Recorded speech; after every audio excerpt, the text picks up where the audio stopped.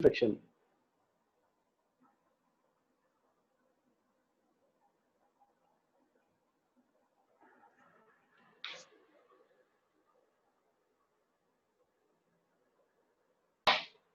अगर अभी भी कहानी वही है, न्यूमरेटर अपॉन डिनोमिनेटर में आपको ऊपर लीनियर या क्वाड्रेटिक कुछ भी मिल सकता है, एक्स वाई जेड, और नीचे भी आपको कुछ भी मिल सकता है। तो आपको ये देखना है कि नीचे वाला जो पार्ट है वो फैक्टराइज हो रहा है या नहीं हो रहा है। लेकिन अगर वो पार्शियल फ्रैक्शन का क्वेश्चन होगा तो वो 100% फैक्टराइज हो रहा होगा, या आपको ऑलरेडी वो फैक्टराइज फॉर्म में मिलेगा पहले से ही। तो जैसे कि सपोज कीजिए ये कुछ इस तरीके से है। मान लीजिए पी एक्स प्लस क्यू ऊपर कोई लीनियर फॉर्मेट है, इसे लेना देना नहीं है। नीचे लिखा हुआ है X minus alpha into X minus beta. अब आपके पास पहला तरीका तो वही है जो आपने कल किया था कि linear is equal to lambda times of differentiation और डिनोमिनेटर प्लस म्यू। आप उस फॉर्मेट में इसको रख सकते हैं, ठीक है। दूसरा, अब यहां से आज नया टॉपिक जैसे शुरू हो रहा है कि पार्शियल फ्रैक्शन में कैसा करना है। अब वो टॉपिक और ये टॉपिक ऑलमोस्ट ऑलमोस्ट सिमिलर से है, काम बहुत हद तक सेम होता है। तो देखिए P X plus Q upon X minus alpha X minus, तो इसको हम लोग क्या करते हैं, इस केस में हम लोग क्या करते हैं, इसको इसको सेपरेट किया जाता है, अलग अलग किया जाता है। तो अलग अलग करने के लिए हमने एक कांस्टेंट नाम दे दिया A upon X minus alpha plus B upon X minus beta. हम ए और बी की इस तरीके से वैल्यू निकालते हैं कि P X plus Q upon X minus alpha into X minus beta जो है वो सारा सारा सेपरेट हो जाए और किस फॉर्मेट में आ जाए, A upon X minus alpha plus B upon X minus beta वाले फॉर्म में आ जाए। तो इसी तरीके से सपोज कीजिए, अगर मान लीजिए P X plus Q upon X minus alpha का whole square into X minus beta लिखा हुआ है, यानी एक रूट अगर रिपीट हो गया है तो कंडीशन हो जाएगी A upon X minus alpha plus B upon X minus alpha का होल स्क्वायर। आप इतना लिखेंगे पहले, उसके बाद आप लिखेंगे C upon X minus beta. ये रूल है पार्शियल फ्रैक्शन का, आपको इसका ध्यान रखना है। एक बार आप सब सुनते चलिए, धीरे धीरे फिर आपको कहानी समझ में आ जाएगी कि क्या होने वाला है करके, ठीक है। अगर मान लीजिए सिर्फ स्क्वायर होता तो A upon X minus alpha plus B upon X minus alpha का होल स्क्वायर। ये नहीं होता तो सी में नहीं लगाता यहाँ पे। ठीक इसी तरीके से मान लीजिए अगर तीनों अलग अलग है, मतलब ऊपर वाले से ज्यादा लेना देना नहीं है। ऊपर वाले से लेना देना कब होगा मैं आपको बताता हूँ। अगर सपोज कीजिए तीनों अलग अलग है, X minus alpha X minus beta X minus gamma, तो ये हो जाएगा A upon X minus alpha B upon X minus beta और C upon X minus gamma. ये आपका ये रिजल्ट निकल के आ जाएगा यहाँ से, अगर तीनों सेपरेटेड है, तीनों अलग अलग है, डिस्टिंक्ट है, नॉट सेपरेटेड है, ठीक है। इसी तरीके से सपोज कीजिए अब बस एक कहानी इसमें और रह गई। जैसे कि मान लीजिए P X plus Q upon X minus alpha और A X square plus B. Quadratic, एक क्वाड्रेटिक एक्सप्रेशन है, एक लीनियर एक्सप्रेशन है। तो इस केस में बच्चा क्या करेगा, किस तरीके से कंसिडर करेगा, ये जो पार्शियल फ्रैक्शन जो टॉपिक है ये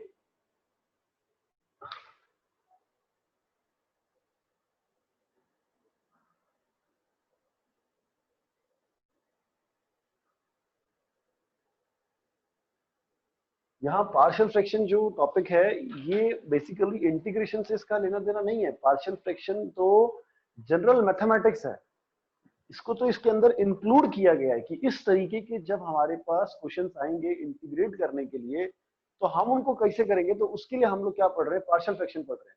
पार्शियल फ्रैक्शन, इनइक्वालिटी, लॉगरिथमिक, ये जितना भी टॉपिक है ये सारा बेसिक मैथमेटिक्स का टॉपिक आता है। मॉड्यूलस फंक्शन और ये सब जो भी आता है ये सब बेसिक मैथ्स में आता है। तो इधर पार्शियल फ्रैक्शन की कुछ 4-5 जो टर्म्स हैं वो यहाँ पे यूज हो रही हैं, जिसका हमको ध्यान रखना है और किस तरीके से उनको सेपरेट करना है, बाइफरकेट करना है। उसके लिए हमने हर एक के आगे उसका फॉर्मूला लिख दिया है, इसके बाहर कोई क्वेश्चन जाता नहीं है। अब जैसे सपोज कीजिए P X plus Q upon X minus alpha A X square plus B लिखा हुआ है। अब यहाँ तो ये लीनियर है और यहाँ ये क्वाड्रेटिक है। तो क्वाड्रेटिक के लिए बच्चा ध्यान रखिएगा, जब क्वाड्रेटिक पैटर्न आएगा तो वो लिखेगा B X plus C upon A X square plus B. इस तरीके से इसको लिखा जाएगा। जो भी क्वाड्रेटिक एक्सप्रेशन होगी उसके ऊपर 100% एक लीनियर टर्म आएगी। अब इसको इस तरीके से भी लिखा जा सकता है, P X plus Q upon X minus alpha और सपोज कीजिए उसने लिख दिया A X square plus B X plus C. तो आपको घबराना नहीं है, दो तरीके हो सकते हैं। या तो ये दो फैक्टर्स में टूट रहा होगा, इसके दो फैक्टर्स बन रहे होंगे। अगर इसके दो फैक्टर्स बन रहे होंगे तो ये पैटर्न ये बन जाएगा।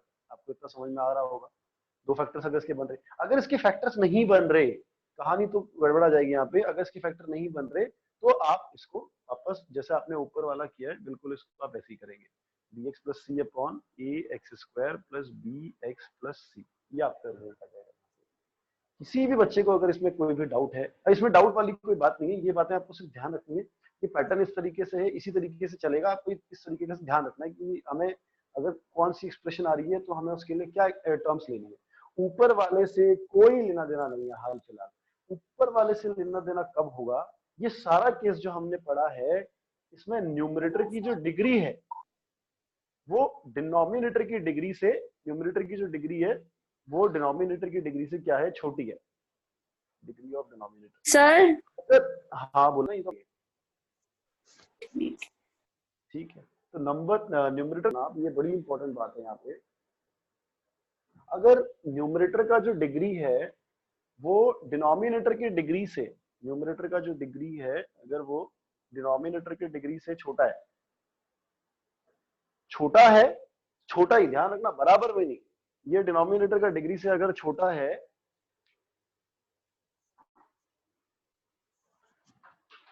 तो उस केस में आप लोग जो आपने कल फॉर्मूला पढ़ा है एक तो वो ही अप्लाई करेंगे और आज जो पार्शियल फ्रैक्शन के आप टर्म्स पढ़ रहे हैं आप ये अप्लाई करेंगे। लेकिन अगर न्यूमरेटर का जो डिग्री है वो डिनोमिनेटर की डिग्री से बड़ी है या बराबर है,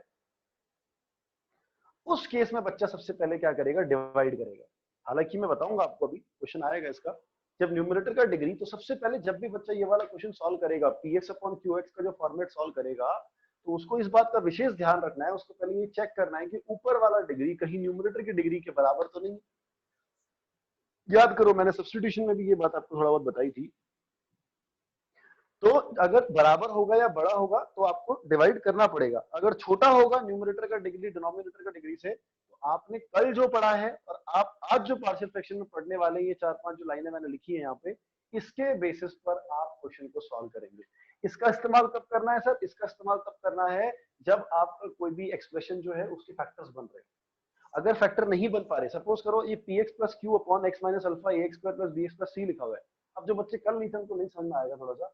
अगर मान लीजिए इसमें ये x माइनस अल्फा नहीं होता, x माइनस अल्फा नहीं होता और ax square plus B X plus C यहाँ पे ऐसे लिखा हुआ है, तो फिर इसमें पार्शियल फ्रैक्शन नहीं लगेगा। ये X square plus B X plus C लिखा हुआ है और इसके रूट्स, इसके फैक्टर नहीं बन सकते। अगर इसके फैक्टर नहीं बन सकते और ये वाला फॉर्मेट है तो इसमें पार्शियल फ्रैक्शन नहीं लग सकता।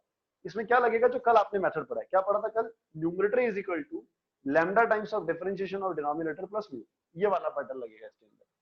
यहां तक किसी को अगर कोई भी डाउट है, इसमें कोई शंका समाधान, मैंने आपको 3 कॉन्सेप्ट बताए यहाँ पे, आपको कोई भी फॉर्मूला याद नहीं रखना है, आपको सिर्फ कॉन्सेप्ट याद रखना है। आप फॉर्मूला रट पाएंगे ही नहीं एग्जाम के अंदर, आपको सिर्फ इतना ध्यान रखना है जो 3 बातें मैंने बताई, एक तो न्यूमरेटर की डिग्री के रिगार्डिंग मैंने आपको बात बताई, दूसरी बात मैंने आपको बताई इसके फैक्टर्स के रिगार्डिंग, अगर नहीं होंगे तो कौन सा पैटर्न लगेगा और होंगे तो कौन सा पैटर्न लगेगा। तो ये 2-3 बातें हैं जो आपको ध्यान रखनी है, इसी के बेस पे आप लोग क्वेश्चन को कर पाएंगे। मैं आपको एक छोटा सा सवाल पहले करके दिखाता हूँ यहाँ पे, तो आपको समझ में आएगा कि क्या हो रहा है। मैं इसको इरेज कर रहा हूँ।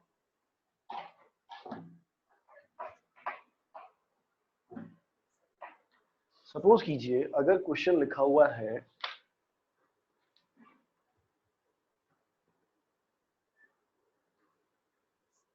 मान लीजिए, पहले छोटा करते हैं, integration of dx upon x plus 1 into x plus 2 लिखा हुआ है मान लो। चलो आप में से कितने बता सकते हैं कि किस तरीके से सॉल्व होगा। फैक्टर्स बन जाएंगे तो पार्शियल फ्रैक्शन लग जाएगा, उसमें तो फैक्टर तो ऑलरेडी बना हुआ है हमारे पास। लेकिन बहुत अच्छी बात यह है कि आपको ध्यान है कि अगर वो नहीं तो क्या लगेगा यहाँ पे, by the method of completing square. ठीक है, तो बहुत सही। अब आगे सुनिए। अब हाँ बोलिए।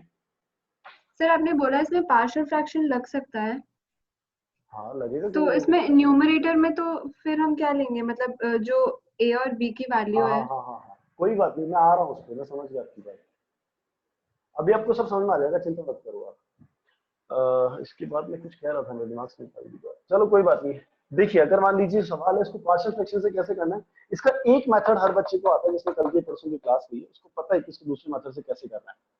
आपके दिमाग में एग्जाम के वक्त दोनों चीजें चलनी चाहिए, अगर आप दोनों चीजें चलाएंगे तो आप जल्दी कर पाएंगे सवाल को। अब आप सपोज कीजिए मेरे को इसको पार्शियल फ्रैक्शन से करना है, तो पार्शियल फ्रैक्शन में इसके रूट्स कैसे अलग अलग, तो let a upon x plus 1 plus b upon x plus 2। ठीक है, dx की जगह पे सबको मालूम है यहाँ 1 लिखा हुआ है और यहाँ कांस्टेंट है, तो a upon x plus 1 b upon x plus 2, ये इस तरीके से, तो यानी कि मैंने इस वाले पार्ट को ऐसे लिख दिया, ध्यान से देखो। अब मेरे को a b का वैल्यू निकालना है, मैं कैसे निकालूंगा देखिएगा, a into x plus 2 plus b into x plus 1 upon x plus 1 into x plus 2 is equal to 1 upon x plus 1 into x plus 2। ठीक है, इतना काम करा आपने, ये यहाँ से कैंसिल हो जाएगा। इसको एग्जाम में दिखाना नहीं कि कैंसिल हो रहा है, लेकिन एक बात ध्यान रखनी है, जो यहाँ बनेगा वही यहाँ पर एलसीएम लिया जाएगा, वही चीजें यहाँ नीचे आएंगी, ध्यान रखना। अब आपको ए और बी का वैल्यू निकालना है, तो ध्यान से देखिए, इसके दो तरीके हैं। एक तरीका यह है कि बच्चा कंपेयर करे। कैसे कंपेयर करे, देखिए एक्स के साथ ए मल्टीप्लाई हो रहा है, एक्स के साथ बी मल्टीप्लाई हो रहा है, तो ए प्लस बी, और यहाँ एक्स की कोई टर्म नहीं है, तो 0.x, इसका मतलब कितना हो जाएगा, ए प्लस बी बराबर कितना हो जाएगा, 0। एक तरीका ये था। अब कांस्टेंट से कांस्टेंट को कंपेयर करेंगे तो कितना हो जाएगा, 2a प्लस बी बराबर हो जाएगा आपके 1 के। यहां तक किसी बच्चे को कोई डाउट है तो आप बताओ। a प्लस बी बराबर 0 और 2a plus b is equal to किसके इक्वल हो गया, 1 के इक्वल हो गया। अब आपको कुछ नहीं करना, a b का वैल्यू निकालना है। दो इक्वेशन है, दो वेरिएबल है, तो b बराबर माइनस से यहाँ पुट कर दीजिए, तो a बराबर आ जाएगा 1, और b बराबर माइनस है, तो b बराबर कितना हो जाएगा, -1। हर बच्चे को इतनी बात समझ में आ गई है। एक तरीका तो ये था। दूसरा तरीका देखिए, अब आप सपोज कीजिए, दूसरा तरीका क्या हो जाएगा, अब आप क्या कीजिए, एक बार x की जगह पे आप, सर कोई दिक्कत नहीं है, a x b x, यहां पर x की टर्म है ही नहीं, तो 0। 2a b इसके बराबर यहाँ कांस्टेंट टर्म है, कितनी है, 1 इज इक्वल टू 1। इसको सिंप्लीफाई कर लो, समझ में आ गया। हेलो, चलिए बहुत अच्छे, आगे बढ़ते हैं। दूसरा तरीका देखिए, अब आप x इज इक्वल टू, सबसे पहले आप माइनस, यही आपको सीखना है, ये आपको नहीं सीखना, ये बड़ा कॉम्प्लिकेटेड है, इसमें गलतियां करेंगे आप, 100% गलतियां करेंगे, इसको हटा दीजिए आप। आपको जो मैं सिखा रहा हूँ वही आपको ध्यान रखना है। यहाँ पर x की टर्म है ही नहीं, यहाँ केवल 1 है। सबसे पहले इनके क्रिटिकल पॉइंट पकड़ो, x बराबर -1, x बराबर -1, तो x बराबर -1 पे अगर आप यहाँ x बराबर -1 पुट करेंगे इधर, तो ये वैल्यू कितनी हो जाएगी, यहाँ पे 0। यहाँ से ये कितना आ जाएगा, -1 + 2 कितना हो जाएगा, a will be equals to, यहाँ पर x है ही नहीं, तो यहाँ पुट करेंगे ही नहीं वैल्यू को, तो a का वैल्यू यहाँ से ऑटोमेटिकली कितना निकल कर आ गया, a का वैल्यू कितना निकल कर आ गया यहाँ से, 1। यहाँ पे -1 पुट किया आपने, -1 + 2 कितना हो जाएगा, 1, तो a इज इक्वल टू कितना निकल कर आ गया यहाँ से, 1। यहाँ तक किसी को कोई डाउट। एक बार x इज इक्वल टू आप -2 कंसिडर करेंगे, तो -2 रखने पे ये वैल्यू कितना हो जाएगा, यहाँ पे 0, ये 0 हो जाएगा। यहाँ -2 रखेंगे तो -2 + 1 कितना हो जाएगा, -1। तो b बराबर यहाँ से माइनस का b, अब यहाँ तो x है नहीं, यहाँ कुछ रखना नहीं है, तो माइनस का b इज इक्वल टू 1, तो b का वैल्यू यहाँ से कितना निकल कर आ गया, -1। किसी को अगर यहाँ पे किसी तरीके का कोई भी डाउट है, आप लोग पूछ सकते हैं। तो वैल्यू अभी भी वही निकल कर आई है, एक बार a इज इक्वल टू 1 निकला है, एक बार b इज इक्वल टू -1, वहां सब्स्टिट्यूट कर दीजिए आप वैल्यू को, तो कितना हो जाएगा, 1 अपॉन, अब यानी कि इस पूरे पार्ट को, इंटीग्रेशन को हम इस तरीके से लिख सकते हैं, 1 upon x + 1 integration with respect to dx, फिर वापस b की वैल्यू नेगेटिव है, minus of dx upon x + 2। Now अब इसका इंटीग्रेशन करना बहुत आसान है, integration of dx upon x + 1 कितना हो जाएगा, log ऑफ x + 1, माइनस यहाँ कितना हो जाएगा, log of x + 2 plus c। ये आपका आंसर है। किसी को कोई डाउट है यहाँ पे, आप लोग क्वेश्चन पूछ सकते हैं। साले उससे डर। इसके बाद नेक्स्ट देखिए, इसे रेस कर रहा हूं, 2 अपॉन x + 1 का whole square into x + 3 into dx। ठीक है, इस केस में ऊपर लीनियर टर्म भी है, नीचे देखिए क्यूबिक इक्वेशन है, ऊपर लीनियर है, तो आप कैसे सिंप्लीफाई करेंगे इसे, वापस पार्शियल फ्रैक्शन लग जाएगा इसके अंदर, ये हो जाएगा आपका a अपॉन, अब देखो 2 बार रिपीटेड है यहाँ पे, तो a upon x + 1 plus b upon x + 1 का होल स्क्वायर क्योंकि रिपीटेड है, स्क्वायर रिपीटेड अगर मान लीजिए क्यूब होता तो मैं एक बार क्या लिखता, c अपॉन x प्लस 1 का whole cube plus d upon x plus 3, इस तरीके से। अब आप देखिए इसको सिंप्लीफाई करेंगे, इसका एलसीएम एलसीएम लेंगे, इसको हटा दीजिए, पहले एबीसी की वैल्यू निकाल लेते हैं यहाँ से। तो तीनों वाले नीचे वाले पार्ट को कंबाइन करके लिखोगे तो कितना आ जाएगा। एलसीएम आपको कुछ नहीं लिखना, जब भी आप एलसीएम लेंगे इसका तो आंख बंद करके यहाँ जो टर्म लिखी है वही का वही आप यहाँ छाप दीजिए, x प्लस 1 का whole square into x plus 3, that's it. अभी सोचिए, अब देखिए कैसे करना है। a के नीचे अंडर में x प्लस 1 है, तो इधर से कंपेयर देखना, a के पास क्या नहीं है, तो a के पास इधर x प्लस 1 है और क्या नहीं है, एक x प्लस 1 नहीं है और एक x प्लस 3 नहीं है। इतनी बात समझ में आ रही है। ठीक उसी तरीके से यहां पर b के पास x प्लस 1 का होल स्क्वायर है, क्या नहीं है, x प्लस 3 नहीं है। ऐसे करना है क्वेश्चन को। ठीक इसी तरीके से आगे यहां पर d में x प्लस 3 है, x प्लस 1 का होल स्क्वायर नहीं है, तो दे देंगे इसको is equal to 3x minus 2 upon x plus 1 का whole square into x plus 3। तो ये खत्म। अब आप देखिए, सबसे पहले अब आप इसमें अगर मान लीजिए कंपेयरिंग वाला मेथड लगाएंगे तो ये बहुत बड़ा हो जाएगा, पहले इसको सिंप्लीफाई करना पड़ेगा, स्क्वायर वाले टर्म को उसका स्क्वायर खोलना पड़ेगा, तो काफी कॉम्प्लिकेटेड मेथड हो जाएगा। इसका सबसे शॉर्टकट यही है कि आप इनके क्रिटिकल पॉइंट से इनकी वैल्यूज का निकालें। तो सबसे पहले आप सब्स्टिट्यूट करें x इज इक्वल टू -1। आप x इज इक्वल टू -1 रखेंगे, ये वैल्यू 0, ये वैल्यू भी 0, यहाँ -1 पुट किया तो कितना हो गया, 2b is equal to x is equal to -1 यहाँ रखो, -3 -2 कितना हो जाएगा यहाँ पे -5, तो b बराबर कितना निकल कर आ गया, -5/2। किसी बच्चे को अगर यहाँ कोई भी डाउट है आप सवाल पूछ सकते हैं।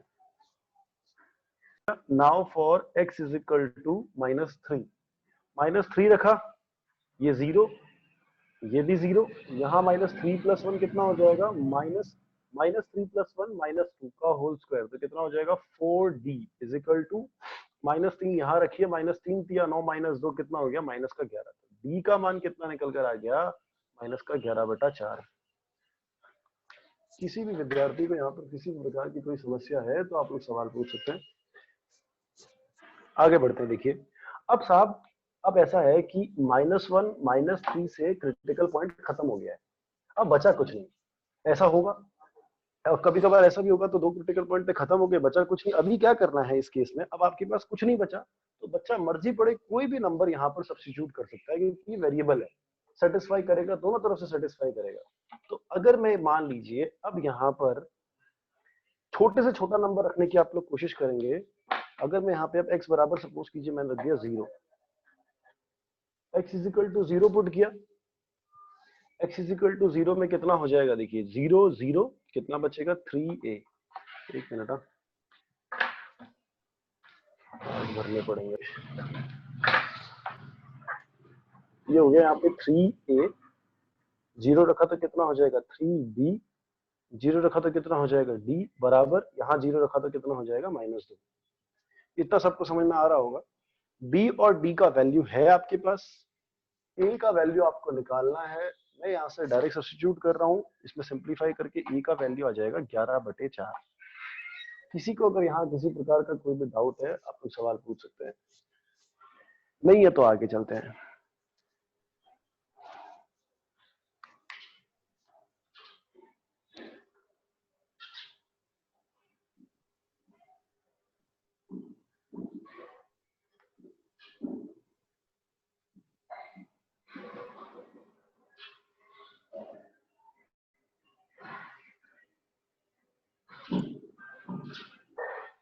देखिए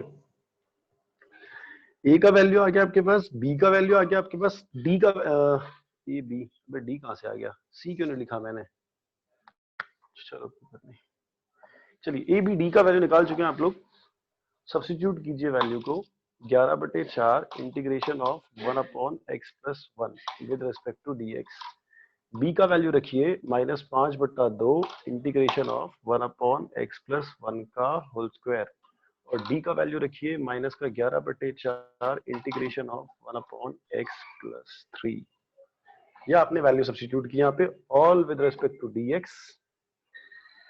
तो ये हो गया आपका 11/4 log ऑफ x+1 माइनस 5/2।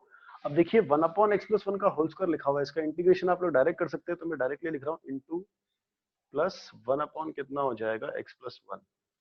ये इसका इंटीग्रेशन हो गया यहाँ पे। फिर माइनस 11/4 x+3 का कितना हो जाएगा log ऑफ x+3। ये आपका आंसर है। किसी को कोई डाउट है यहाँ पर, आप लोग सवाल कर सकते हैं।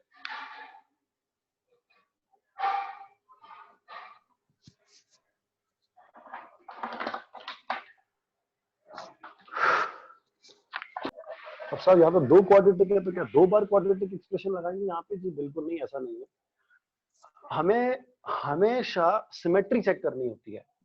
आप सिमेट्री के हिसाब से पार्शियल फ्रैक्शन यूज करेंगे। मान लीजिए अगर एक्स स्क्वायर की जगह पे यहाँ पर एक्स होता फॉर एग्जाम्पल, तो पहले आप ये बात समझिए। तो बच्चा पहले पार्शियल फ्रैक्शन यूज नहीं करता, वो सबसे पहले क्या करता, एक्स स्क्वायर को यहाँ पे उसको टी लेट करना होता। तो कितना होता है 2x dx बराबर कितना होता है यहाँ से dt। तो x dx बराबर कितना हो जाता है यहाँ से dt/2। इतनी बात आप लोग को समझ में आ गई होगी। तो ये क्वेश्चन चेंज हो जाता, ये क्वेश्चन ऐसे बदल जाता 1/2 dt, यह होता t+1 इंटू t+4। ये क्वेश्चन और आसान हो जाता। लेकिन अभी हमारे पास यहाँ पर ऊपर जो है वो टर्मिनोलॉजी जो लिखी हुई है वो एक्स स्क्वायर है। यहाँ मेंशन है x square with respect to dx। इस केस में क्या करना है देखिए, अब x square dx upon x square plus 1 x square plus 4 है। तो सबसे पहले मैं क्या करूंगा, मैं डायरेक्ट पार्शियल फ्रैक्शन यूज नहीं करूंगा, मुझे सिमेट्री दिखाई पड़ रही है, मैं एक्स स्क्वायर को थोड़ी देर के लिए टी मान लेता हूँ, डिफरेंशिएट नहीं करूंगा इसको, केवल मैं एक्स स्क्वायर को थोड़ी देर के लिए टी मान के चलता हूँ। तो एक्स स्क्वायर को टी माना तो ये वैल्यू कितना हो जाएगा टी। आपको इसको dx को भी नहीं बदलना है, इसको लिखना भी नहीं है, मुझे केवल पार्शियल फ्रैक्शन से इसको सेपरेट करना है, अपॉन t+1 इंटू t+4। ये हुआ इसका रिजल्ट। इसको पार्शियल फ्रैक्शन से जब मैं सिंप्लीफाई करूंगा तो ये इस तरीके से बनेगा a/t+1 प्लस b/t+4। ठीक है। अब देखिए इसमें आप ए बी का वैल्यू निकालेंगे तो ये कितना हो जाएगा a into t+4 plus b into t+1 upon t+1 into t+4, t/t+1 into t+4। अरे दीपनिता समझ में आ रहा है क्या? हाँ सर आ रहा है। या थोड़ा बहुत ज्यादा कॉम्प्लिकेटेड सा लग रहा है कि जब आप क्वेश्चन करने बैठेंगे तो आपको फील आएगा यार ये साला वैल्यू नहीं निकल रही है, तो बड़ा माथा पच्ची वाला काम है, एक बहुत जोर आएगा एक्सरसाइज करने में ये वाली। लेकिन एक बार आपको करना है, एक बार हो जाएगा, आपका फ्लो बन जाएगा ना, एक बार फिर दिक्कत नहीं आएगी आप लोगों को।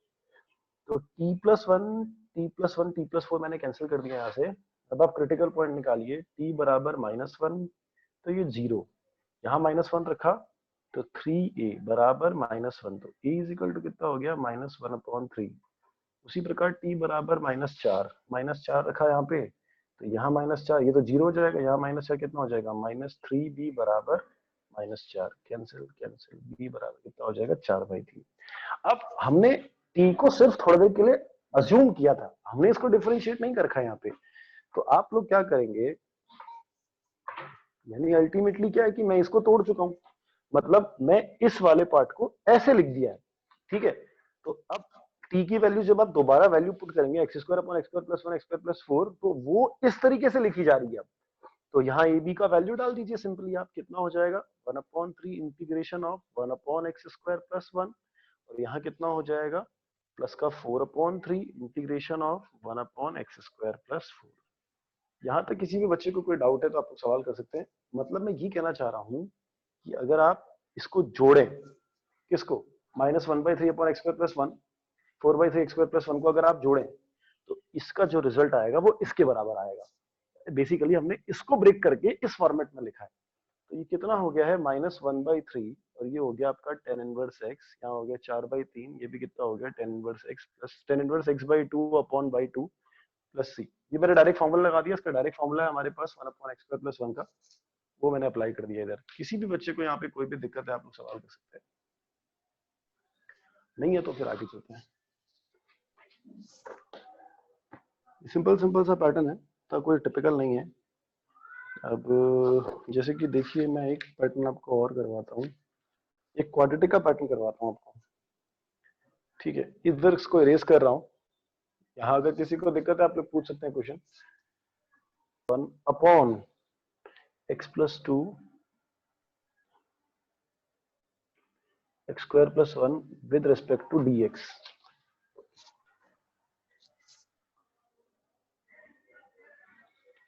x² + x+1 upon x+2 into x² + 1 with respect to dx। देखिए अभी अभी भी वापस आप पहले डिग्री चेक कीजिए। न्यूमरेटर का डिग्री 2 है, डिनोमिनेटर का डिग्री 3 है, तो डिवीजन का कोई रूल नहीं लग रहा है यहाँ पे।